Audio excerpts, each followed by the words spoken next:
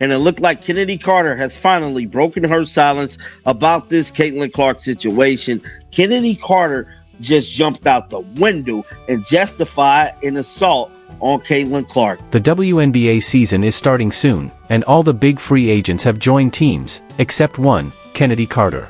She's the same player who gave Caitlin Clark that famous shoulder check last June. Can you break down that situation that happened? Yeah.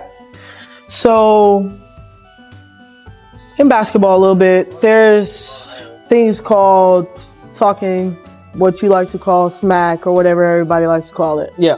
Plays before things are said, that's a part of basketball. As Caitlin Clark gets ready for her second season and becomes more and more popular, Chennedy Carter is going on live streams trying to explain what happened. She says it was just part of the game, just a small tap. But WNBA teams don't seem to believe her. Is this karma? Is it fair? Or is Carter being used as an example of how not to treat the league's new star? Let's break it down. We know Chennedy Carter has always been kind of up against the fence when speaking about this Caitlin Clark situation. We remember when she first got asked about this during a press conference, she stated that she wasn't going to speak on Caitlin Clark. Now we know months later, she still hasn't spoken on the whole situation. That is until today. Yes, Chennedy Carter finally broken her silence about the Caitlin Clark hip check. Remember last June when Chennedy Carter purposely bumped into Caitlin Clark? That moment, which ended up defining Carter's career, happened during what was supposed to be just a regular game between the Chicago Sky and Indiana Fever. And Clark. I mean, that's clearly a foul, which was called. The question is, will they call it unnecessary? Chennedy Carter. Let's go over what happened, step by step.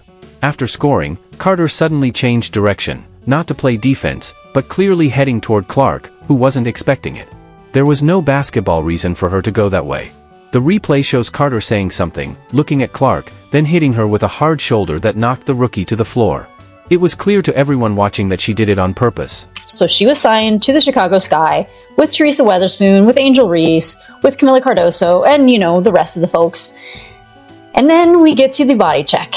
This was originally ruled an away from the ball foul, but it was obviously a flagrant foul. It really upset a lot of people, which really escalated the issue. And it was really just poor sportsmanship on Kennedy's part. What's really telling is that the refs first called it just a common foul, something that happens all the time. But after watching the replay, they quickly changed it to a flagrant foul.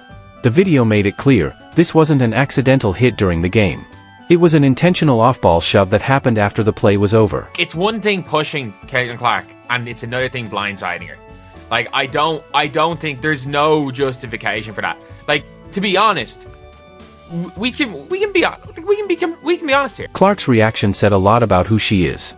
Even after getting hit and falling down, she didn't complain. She just got up, dusted herself off, and kept playing. No drama, no payback, just staying focused like a pro. Meanwhile, fans and commentators were furious. They knew this wasn't just a basketball play, it was a clear attempt to scare or hurt another player. Now, what little girl wants to grow up and play in a league where you're targeted like that? How do you sit here and profess and demand that everyone take women's sports seriously when you can't even take it seriously enough to not act like a junior high queen on the court? It's stupid.